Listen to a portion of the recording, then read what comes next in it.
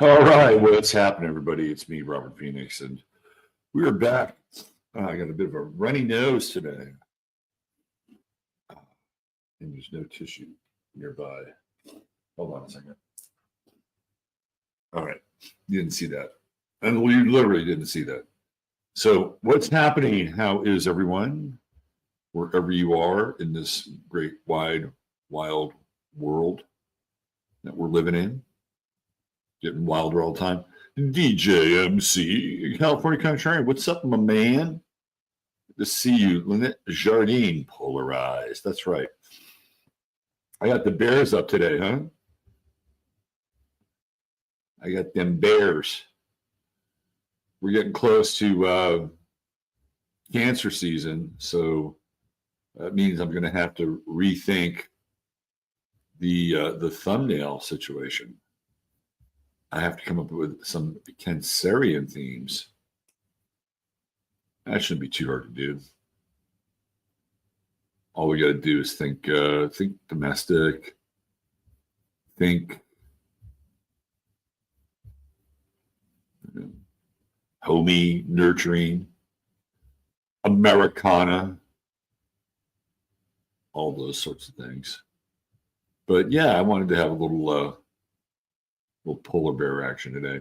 Anyway, let's see, who do we have here besides our aforementioned three? Dave Sullivan. Ugh.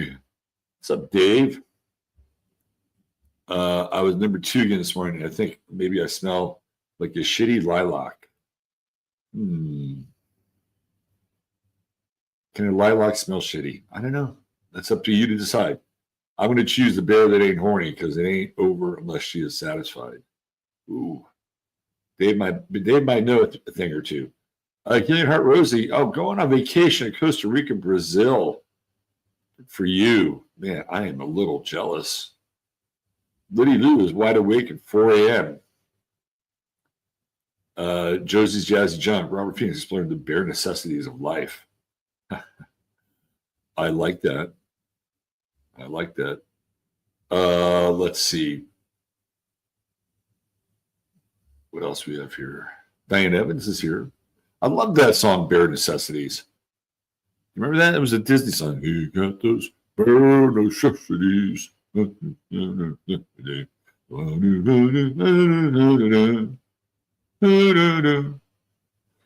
the Jupiterian, it's his day. Happy Thursday, STJ.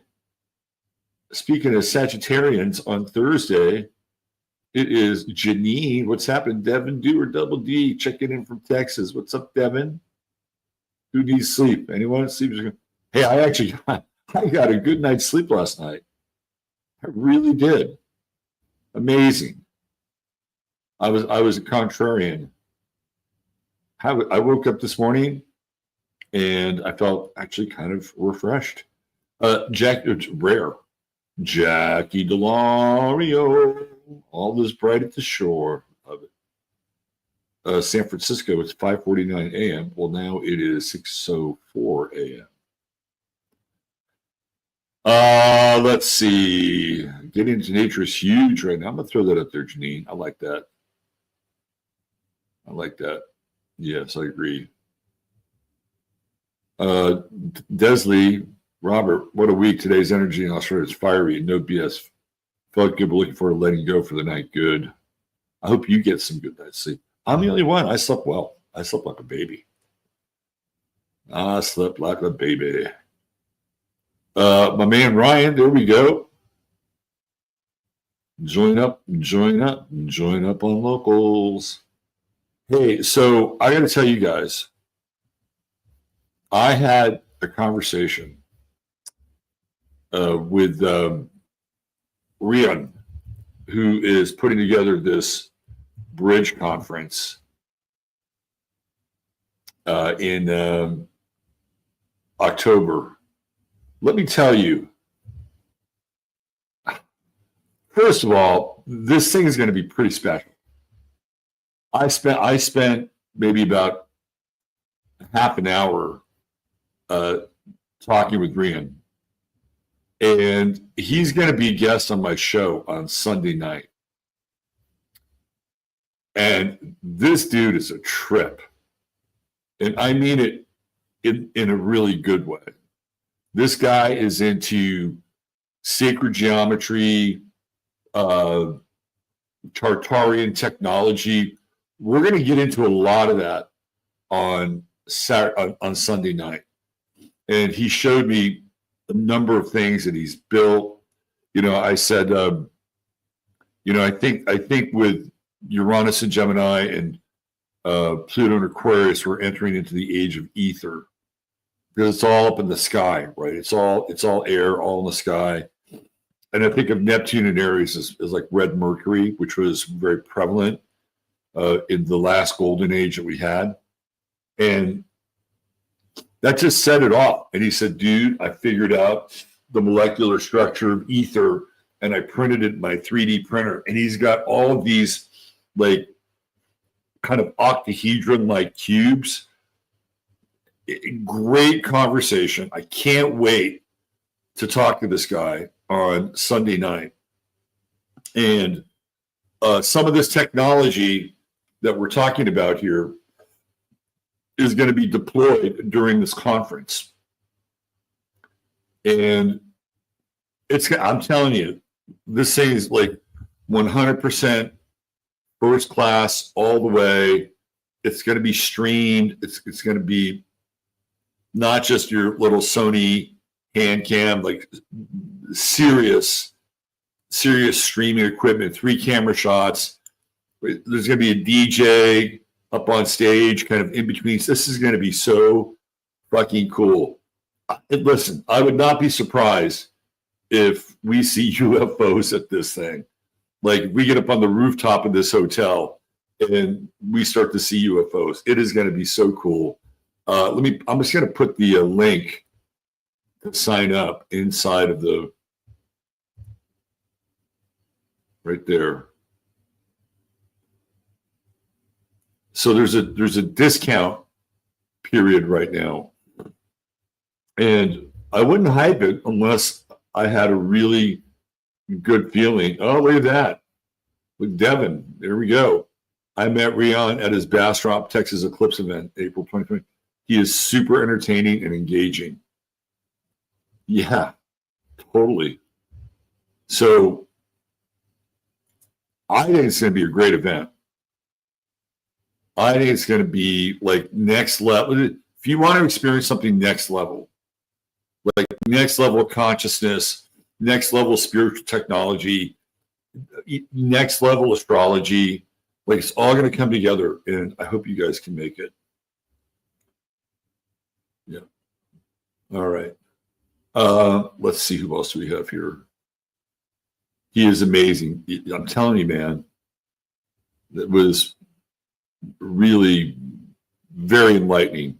Barbara Boots, you would like the conversation we had. All you guys had a hard time sleeping. Man, I slept like a log. How funny. Hey, Harry Doss 99, what's going on? Robert, are they polar opposite bears? Oh, green-eyed crow. That's good. I like it. I like it. Yes, you can buy me coffee. Hey, I want to give a shout out to Lyle Coyote, who bought me a coffee. Thank you, Lyle. John Bernasconi, I know you bought me one too. Thanks, John. A pack of all liars. Love and a broken heart, crying in your shell, cancer vibes. Oh my God, that's really something. Hey, we got Evangeline. What's up, Evangeline? Good to see you. WC Ray's here.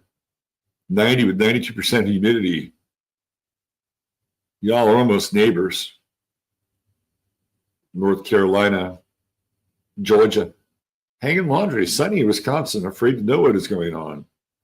That's okay. I'll break it to you gently. Mindy Beth is here. Hi, Mindy Beth. Hey, well, hello back to Mark. Maya Rose checking in. Hi, Maya. Let's see, Bo, Mr. Kabuki Theater is here. Lisa Ann White is here. Julie Sunshine 333 is here. Yes, if you'd like a reading, that's where you want to go. Right there. Thank you, Ryan. Noelle Way. Hello, Noelle. Darlene. Hi, Darlene. Stephanie Hunter. You got some sunshine with a chance of who knows What the fuck will go down next? I love that comment. The weather is a bit sunny with a chance of who knows what the fuck will go down next. I love it. That's good.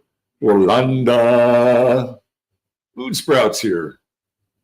The lovely and talented one, saving Austin one tooth at a time. Guy Dance, haven't slept in New Zealand. Well, yeah, this is the one of the problems of the world in its current state. Salty Cow. What's up, Joe? Thank you, Salty. Oh, I just bookmarked it. There you go. If there's an excuse to come to the U.S., the Bisu, that's it right there. Mark Guest in the house. What's going on, brother? Scrubbies is here. So is Bill Smith.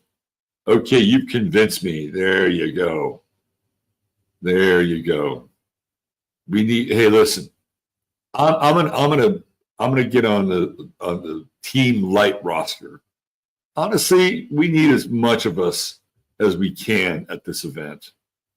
I think we might be able to push and amplify through our conscious participation and awareness. So, yeah, that's my addition right there. Helena Suba, hi Helena.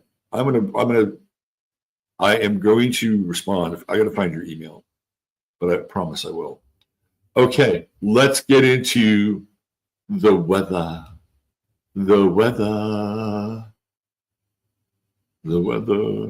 I am psyched about having Rian on the show on Sunday night. It's going to be pretty damn interesting.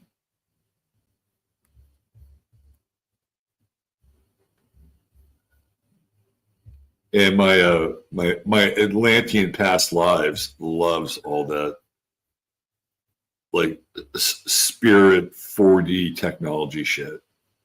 I love that stuff. Okay. If I had stupid money, I would have the most sophisticated, like, energy medicine, spiritual technology available. I would have it all. All right, let's get in here. And I bet some of you would too. I don't have the patent on that. Let's see. Yes, we have to remove this. Stop sharing. I will stop sharing, but now I got to share again. There we go. Was the Bare Necessities from Jungle Book? I'm not sure I ever saw that. My parents did not take me to a lot of Disney movies as a child. Although they did take me to Mary Poppins, which is a very Pluto and Virgo film, by the way. It's all about service, isn't it? And Dick Van Dyke is the chimney sweep, and Mary Poppins is the help. It's all Pluto and Virgo. However, with Neptune and Scorpio, she's a witch, and he's a bit of a warlock. Don't tell anybody. All right. Here we go. The moon has moved. Yesterday was one of those days, man. Emotionally hard. Can something be soggy and hard at the same time? If it could be, that would describe yesterday's lunar effect. At one point, I do my best. I do my best not to give in to the indulgence of despair. But yesterday, there was a point. Last 24 hours, there was a point where I was just like, and you know what triggered it? The Ted Cruz interview with Tucker Carlson.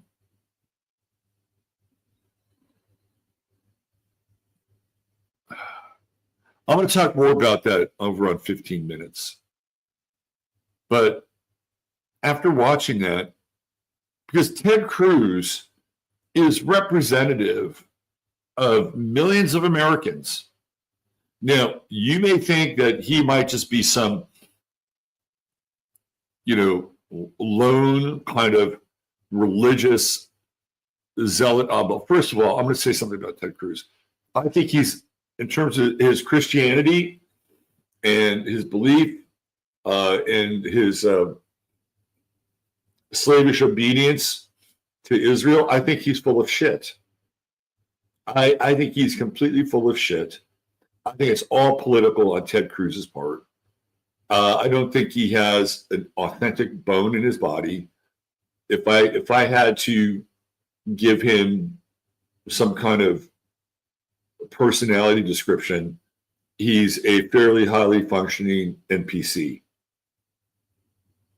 What you saw was a fairly highly functioning NPC.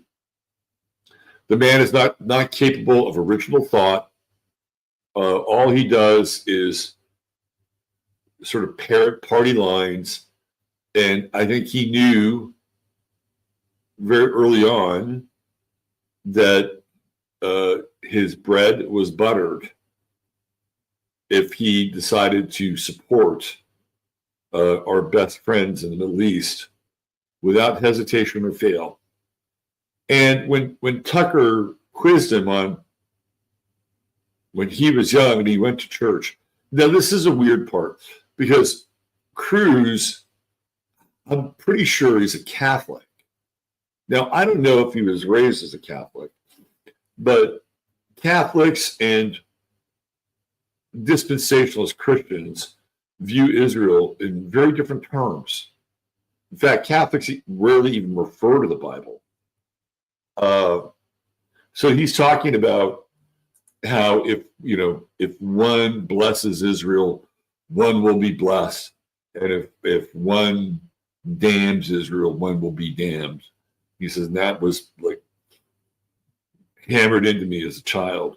And then, of course, you guys probably saw the interview. And Tucker says, well, where in the Bible does it say that? Cruz couldn't even answer it. See, that's what a big fucking phony he is.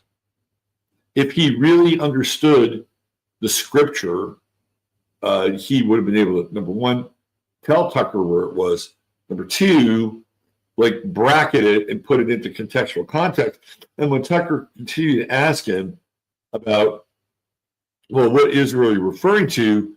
Finally, after about 3 rounds of questioning, Ted says, well, it's the one that is the country. And that's why he joined. That is why he joined Congress, was so that he could be the best representative on God's great earth for Israel. That was his prime motivation.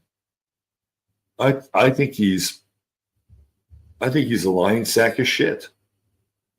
Trump got something right when he called him lying Ted Cruz. He is a liar. But when I saw that yesterday, this gets into the astrology of yesterday with the moon, Saturn, Neptune conjunction, last degrees of Pisces. I was like, this is depressing. This guy represents millions of Americans and their belief system. And I'm like, oh. How do we deal with that? So I hit this almost throw my hands up in the air moment. And then you watch the discourse on Twitter. And it's funny, right? Like Juanita Broderick gets banged by Bill Clinton. Like that's really her claim to fame. I think she might have helped Kay Griggs, if I'm not mistaken. That's her claim to fame. She got fucked by a president. But people don't know she really helped Kay Griggs. So that's not really relevant. But that's her claim to fame. And because of that, she's a celebrity on Twitter. And she's dumb as a brick. It's amazing how some of these people, you know what this is like? Okay. this whole thing with Israel is exposing people who are not original thinkers, who are followers rather than leaders. You just go watch them over on Twitter. These are the ones that, are stomping their feet about going to war with Iran, and he's a war president, and I have faith in our president, and on and on and on and on and on. Look, I grew up in an era when Richard Nixon was president, okay? And you think people today were disrespectful to Donald Trump? They should have been live and watching the mass disrespect for Nixon, even before he was impeached. Like,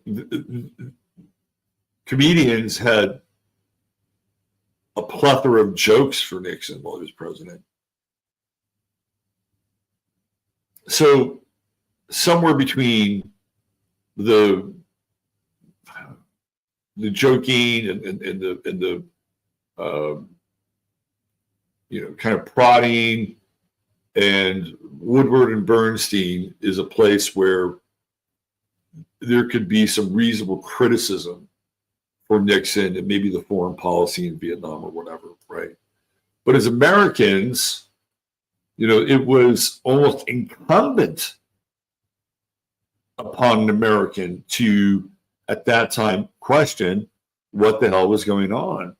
Nixon is one of the first presidents in modern history to create a sizable reactionary insurgency. It didn't happen during Johnson's reign, but it did with Nixon, and it was almost a fait accompli. The reason I'm saying this because that's what I grew up with, for better or worse. Like, that's what you did. You questioned the president's involvement in Vietnam. Why? How long? When is it going to end? All those things, right? So this is not anything that's out of the blue. And now, if you do it, you're considered a traitor. However, you could, a year ago, question Joe Biden, and that was fine. Right? That was fine. It was like, okay, yes, question it harder. But now it doesn't work the same.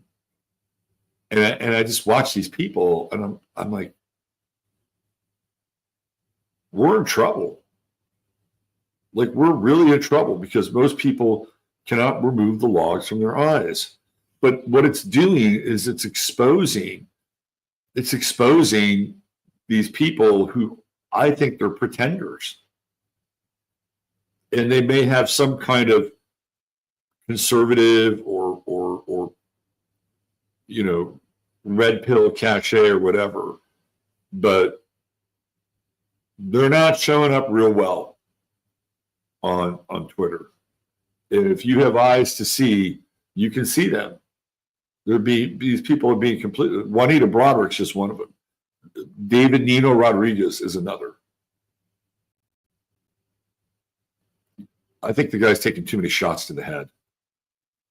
Anyway, the astrology for all this was, yes, it was this moon in Pisces, and it was very despondent in a lot of ways. And even energy-wise, it was a difficult energy day. Normally, when I go to work out, I have, I got a lot of zip. Yesterday, I barely made it through the workout. Even my trainer, who was, this guy is fit as two fiddles. And there were certain just normal exercises that he couldn't even finish. So there was definitely something sort of tipping on the energy side of this. Well, we got the fiery moon in Aries today. And right out of the gate, it's conjuncting Pluto. And for all you people who didn't get any sleep, have fun with this. Because I don't think there's a lot of patience today There's not a lot of patience in the world. Jupiter makes it all bigger. And Jupiter in Cancer, I think, has tremendous potential to bring us closer together. But it also has tremendous potential to make things bigger. So if you're cranky and your emotions are on the tad aggressive side, Jupiter's going to make it bigger. Lots of short fuses today. Lots of short fuses today. The other side of this, yesterday came and went, and guess what? Fed didn't do shit with the interest rates. That doesn't, I'm telling you, we got to wait. We still have to wait until Jupiter separates from Saturn, until maybe we might get some movement on the housing market. And that's not going to happen for at least another month. So for all you people who are the housing market is just impacted. And lowering the interest rates, even by 0.5%, would be like financial chiropectate. It would unlock the market. Here in my neighborhood, houses, signs on the lawn, they just sit here. Just sit here. That's all they do. So I think there's a tremendous amount of expectations today as well with this Jupiter, Pluto, Moon, Neptune, Saturn square going on. My God. It feels, what's the word I'm looking for? Not bipolar, but what do you call it when people like ramp up and then they come down and ramp up and they come down? That's what it feels like. It's kind of a roller coaster today. Because I think you'll have periods where you'll experience some real peak highs, and then there are other moments today where you're going to be, down. It's like okay, if you were at sea, right? They have really big waves, and you're on top of one wave. You're like, wow, look at that ocean down there. It's a good thing we're up here, because it looks pretty nasty down there. And then you drop down, and then the next thing you know, you're trying to bail water, and then you're up on top of another one of these cresting waves. That's what today's like. Just make sure that when you're down, try not to take on too much water. And what would that be? That would be being overly emotional. But it feels to me like the emotion today is more about frustration and anger versus yesterday, which was sort of this waterlogged, desultory indifference, right? Today it's much more like, I'm mad as hell and I'm not going to take it anymore. That's what it feels like. And the sun's coming in and it's doing the same thing. And the sun and Jupiter amplify everything. And at 28 degrees, you guys know the story about the 28th degree. It is the most inconsistent degree of the astrological cycle, right? It is about to go dark and move into the anaretic zone. Tomorrow, there's no energy left. So today is like a supernova. It's like flaring out all over the place. Now, I don't know what's going on with the sun and the solar flare stuff, but at the 28th degree, if we have solar flare action and Jupiter in conjunction, like that's a major, major solar shitstorm. I do think if you are self-interested today, I think if you're self-interested, and the self-interest would be figuring out how to nurture and sort of protect your own position, I think that's a good thing, because we do have this sextile with Mars going on, and you can still get a lot done. Mars in Virgo wants to get things done. It's like, let's go, let's get to work. And it's one of those days where you could have, we're in this zone with Jupiter especially domestically. If there are things you want to get done around your house or your property, my God, roll up your sleeves, jump in and do it. And you can burn off a lot of this frustration. And I think that's really the key, because, when I talk about astrology, like one of the piece of terminology is outs, right? Like there's an out here. So if you're dealing with an overabundance of frustration, anger, being short-tempered, lean into the sextile and get all Calvinistic and roll up your sleeves and get things done. And Virgo's a physical sign. There was a time when I used to like garden a lot. I really enjoyed like working in the backyard and digging. I used to put sprinkler systems in. One summer I had a summer job where that's all I did. I put sprinkler systems into this apartment complex in San Mateo. And I think for the entire summer it was a bit much. But I always enjoyed going out and shoveling. And when it was done, I felt like, wow, I felt connected to the earth, right? It's like I'm a Virgo. And that's what Virgo does, through activity, through effort, through work, and especially if it's connected to the earth itself, it can really charge us and simultaneously charge us and also relax us. So there are some outs here, right? And if you're not going to do any yard work or anything, get some exercise, go walk, go move around, burn some things off here.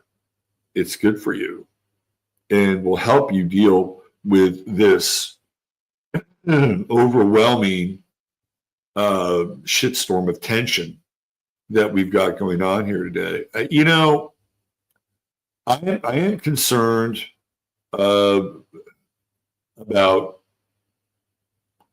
what can happen domestically over the next 72 hours. And especially here, Neptune, Moon, Pluto, squaring this very polarizing sun, right? And then we talked about Mars at the top of the U.S. chart beginning to come in, and ultimately it's going to conjunct the natal U.S. Neptune and the fog of war. So I am a bit concerned about it. But what are you going to do? Like, if it's going to happen, it's going to happen. I do think, however, you can have an approach where you are less out of fear and more in engagement and in some degree of love.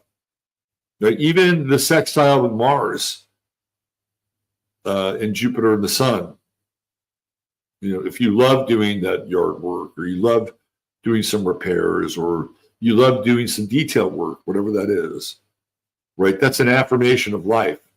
And in times where the social conditions can become very paralytic, we need certain things to reaffirm our status and our position in this realm. And that's a good way to stay physically healthy and mentally healthy. Those things are of the utmost importance. Utmost importance. I have a good story with the star of the day today, which might be actually quite helpful. We have this Mercury-Venus sextile right here. Again, communication it's heightened. This is a great time to communicate, listen,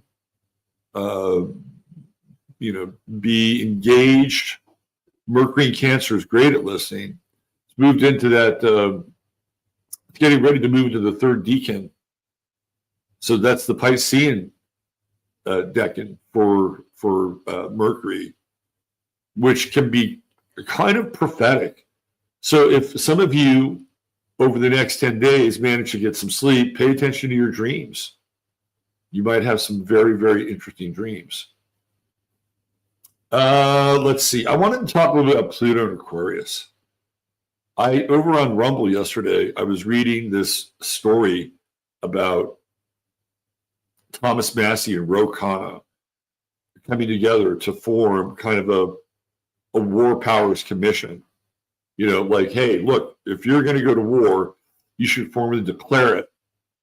Now, here's kind of the fucked up part about that. Even if both sides of the aisle agreed, and let's say the Congress and the Senate passed it, Trump doesn't have to sign it. He does not have to sign it. As a country, we have not had a formal declaration of war since World War II. Wrap your head around that. No formal declaration of war. However, in this article, I think it was MSNBC or one of the bigger outlets, they called Massey and Ro Khanna strange bedfellows. And I know a lot of you have been following what I've been talking about with Pluto and Aquarius and the term strange bedfellows. I've been using this for a long time now, and there it was yesterday in print. It's always great to see something like that be validated in the mainstream. You know why? It's because it lends legitimacy to astrology. Yeah, it's great that I was like using this phrase for a long time, but how did I get there? It was Pluto in Aquarius. And they're demonstrating that, right? This coming together of two disparate sort of parties and sides, like they're coming together to form an alliance. This is kind of revolutionary, really, because everything's become so partisan, like deeply partisan, deeply polarized and partisan.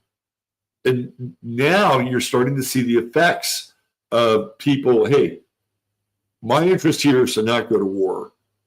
Do you share the same interest? Yes, I do. Then let's get on board together. And this is not going to end. This is one of our frontline defenses against, the forces of Sauron. So let's talk a little about this yod with Mars that we have today. We've been talking about it for a while. It's still there. It's going to be there until roughly 4-5 degrees of Mars Virgo. It's not a great yod.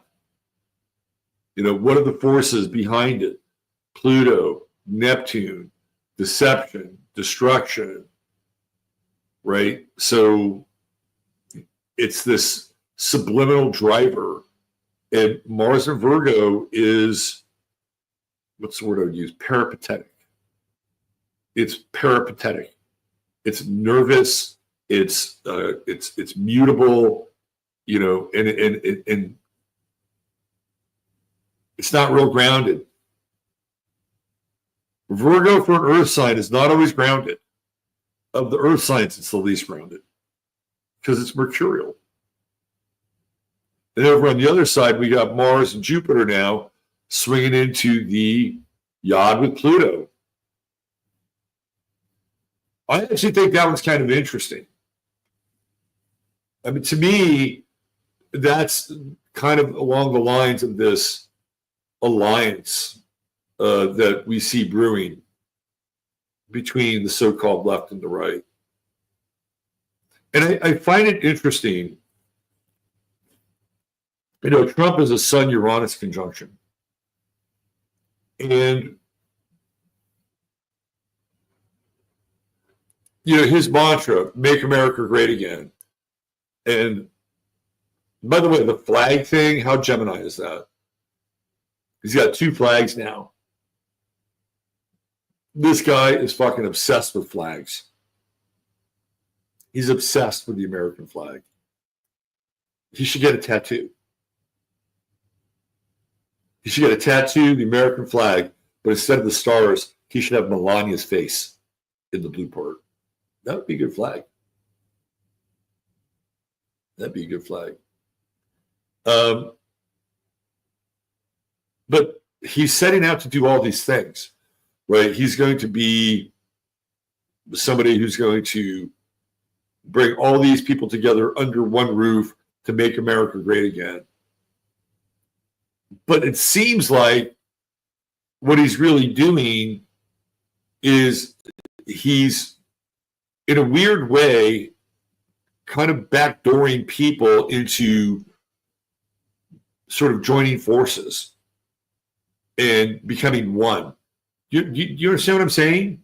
It's sort of like, well, what made America great at a certain point? Well, politically, if you go back into the 50s and the 60s, you know, the Republicans and the Democrats, they talked.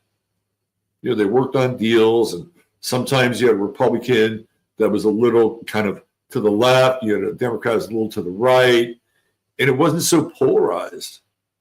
And the system, even though it's a deeply fractured system, still kind of worked. Checks and balances, nobody too extreme on one side or the other. Every now and then you have somebody pop up, you know, Barry Goldwater or paleoconservative or something like that. But in a weird way, it's like, because of what Trump is doing, he's actually bringing people together, but not in a direct fashion. Do you understand what I'm saying? Anyway, let's get into our star of the day.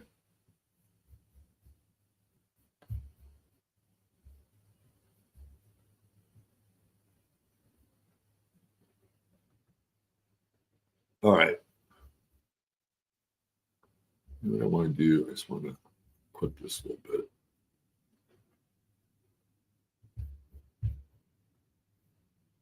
There we go.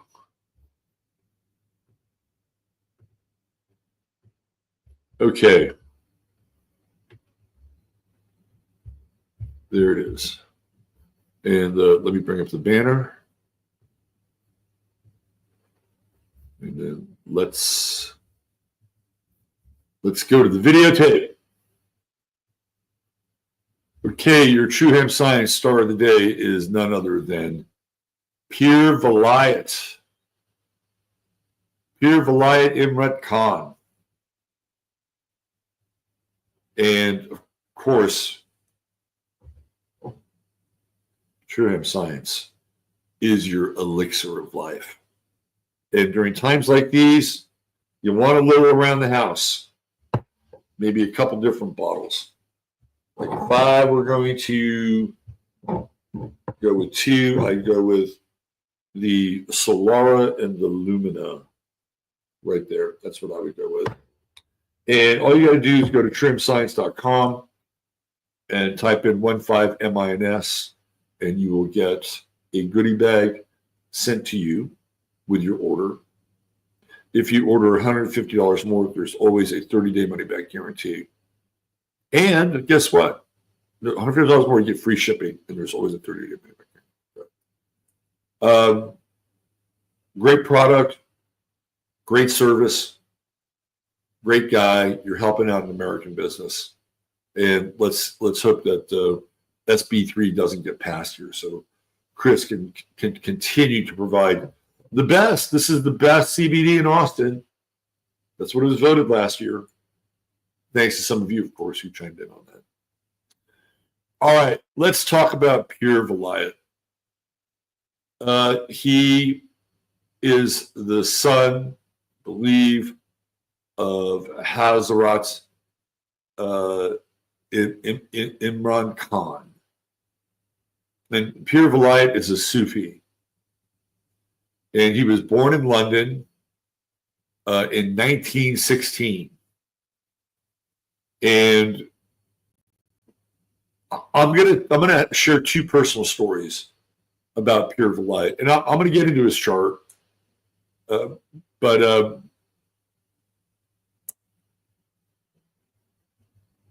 he wrote a book with another person called Towards the One. Okay, Towards the One. And it was the Sufi version of Be Here Now. It's kind of one of those sort of pictorial, hodgepodgey, sort of hippie books with text, but the text was really good. And I was part of this group that was traveling through these 3 spiritual communities. This is what I did when I graduated from college. And we were in this place in Massachusetts called Sirius, like the star. And it was a Findhorn seed community. It was a pretty interesting place, Shutesbury, Massachusetts. And that was back when I was meditating a lot. Like every day I would meditate. We would have these things called attunement, which sort of came out of Findhorn. And I was very dedicated. I was a very dedicated meditator. And there was this one gal who was part of our group and traveling through the different communities. And we had missed the morning attunement. And she said, do you want to go meditate after breakfast during a weekday? I said, yeah, sure. Yeah, sounds great. Now, the backstory of this, and I'm going to get to pure Vilayat. The backstory is that I had these checks, these Thomas Cook, like money orders, like American Express, and I filled them out wrong. And I was going to England, and I needed to convert them into pounds. So I had pounds to use. This is like pre-debit card stuff. And I had called all these different numbers to get somebody on the line with Thomas Cook. And it was frustrating beyond belief. 9 times out of 10, I would get somebody who couldn't speak English. This is in the 80s. And so we're getting ready to leave. We're getting ready to go to England. And this one person said, go to Community Bank, which is in Amherst. I'm like, okay. So I have like an appointment to get dropped off in downtown Amherst by this woman, Corinne McLaughlin, who's no longer with us. And Corinne was like this Pisces, kind of, very esoteric. She's the one that started the community, along with her husband, Gordon. Esoteric gal. Total California esoteric, right? So I'm scheduled to go into town and get these checks dealt with. So we go into the place where we're going to meditate, and this gal's name is Ingrid. She pulls a book off the shelf. It is Towards the One by Pure Vilayat. This is where Pure Vilayat kicks in. She opens it up to a certain page, and he's basically giving people instructions on how to meditate. Okay. Now I have my own sort of protocol, but nonetheless, it's like, okay, this is interesting. And when you go into meditation and you feel the pressure on your third eye, you roll your eyes back into your head. Okay, yeah, I can do that. Yeah.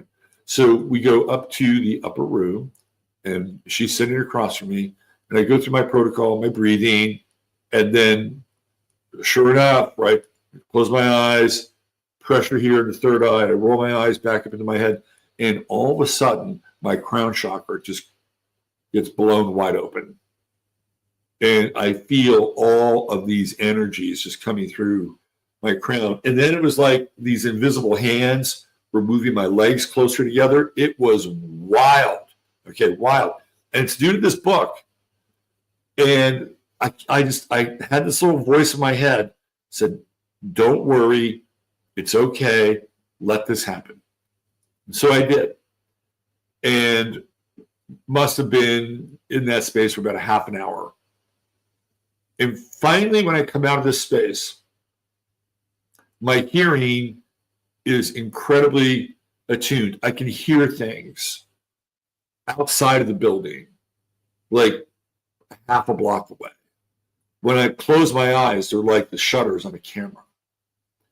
And I can't speak. I can't speak. And I'm trying to see if that was her experience. Like, did you have this? And I couldn't really figure out. She didn't have the same experience as me. So now I got to go into town and deal with these checks. And so I'm in the car with Corinne. And Corinne, she's been around. She knows all about this stuff. And I tried to explain to her what I was going through. And it was like my third eye was wide open. I could totally see into Corinne. And it's like, she is like this goofy ass California esoteric hippie chick. And she just goes, yeah, yeah, yeah. And I can barely speak. Barely speak. And and she was sweet and everything. And it was like, okay. Then she drops me into town. And I can see into everybody. Do you know how distracting that is? When you can see into people, like really see into people, like fucking X-ray vision. Everybody's got a story, and you're reading it. It's like it's a bit much. So I go into the bank, and there's this bank teller there, and he's big and he's kind of overweight, and of course I'm reading his story. It's like, holy shit, this guy is super sensitive.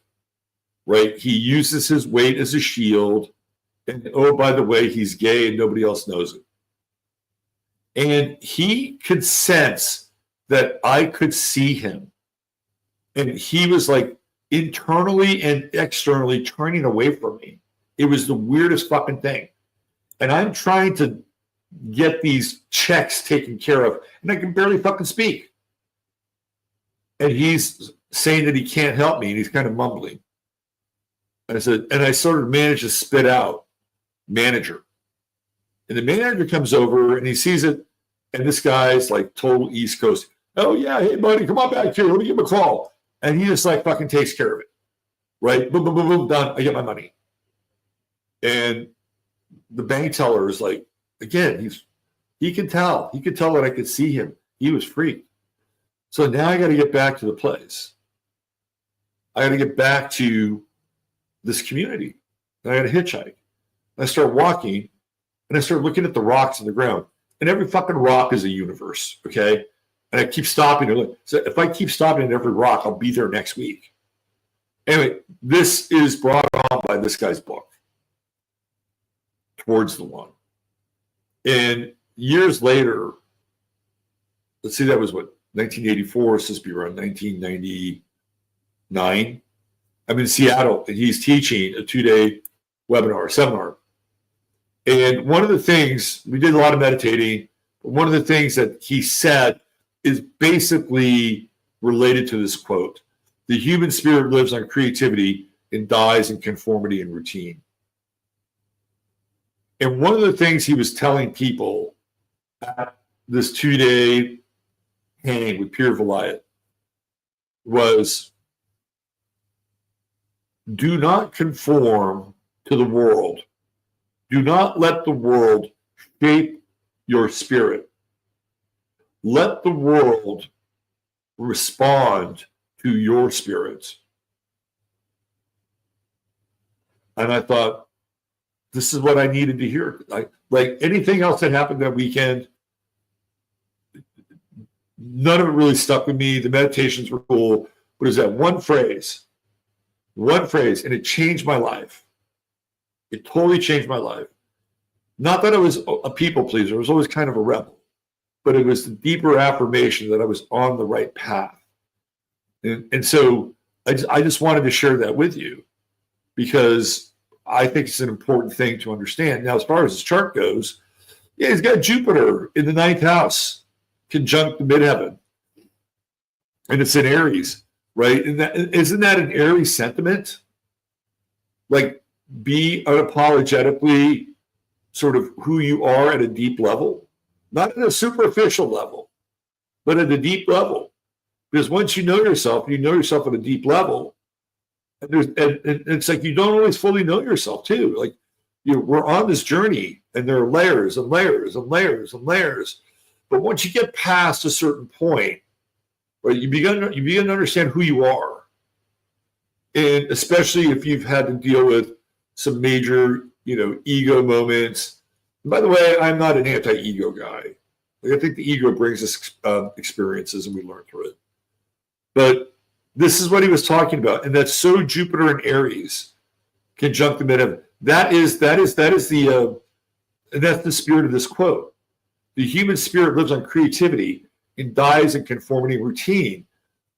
And that's almost what he was saying. Like, don't allow the world to define you, and you conform to the world. right? It's your spirit that it sounds your note in the world. And that's so totally Jupiter and Aries up on the midheaven. And yet he's good with groups, led lots of groups. And I was there with one of them in Seattle, right? Heavy 11th house. This is another one of these people who has a really transpersonal chart. Leo rising, he's always got the hair, even in his old age. Moon Uranus conjunction. He had a very unusual mother, right? And his true node is in Capricorn. Look at that. And it's right at the edge of Capricorn. So for me, it's like in the 6th house, it's service, but it's service at a high level. He was the head of the Sufi order in the West. He was actually a pretty amazing guy. There are all kinds of videos and recordings of Pir Vilayat. If you're looking for a really interesting and inspirational spiritual resource, I recommend him. And the Sufis are all about love, right? And he channels that through the Leo ascendant. That's very, very clear. And he was super articulate, really articulate. You know, Mercury Uranus trine, Mercury Moon trine. And I felt like when I was in the audience, like he was really able to tap into sort of the field. And there was, I remember at one point during a meditation, it was almost like he was sensing somebody in the audience. Like there was one person. He's got his eyes closed, right? And he's like, "You're trying too hard. You're trying too hard. Stop trying so hard." And I don't know, maybe he was talking to me. Who knows? But he was picking up on somebody in that audience. You're trying too hard. Just let it come. Let it come to you. And that's the level of sensitivity that this guy had. Really interesting character. And even with the Mercury-Mars square, he's going to say things that are going to be probably a bit controversial. He was not meek. He was not a meek man, but he was gentle in spirit. You understand what I'm saying? He was kind of a bold and passionate lover, right? And he did affirm the individual, but not to the point where he was egoic. Very interesting character, Pir Vilayat. So there you go. That's your True Hemp Science story of the day, and my Pir Vilayat story. All right, off you go. Have a great day or a great night, wherever you are. And we'll be back here tomorrow, although I'm not quite sure which direction we're going to go, but we'll be here tomorrow.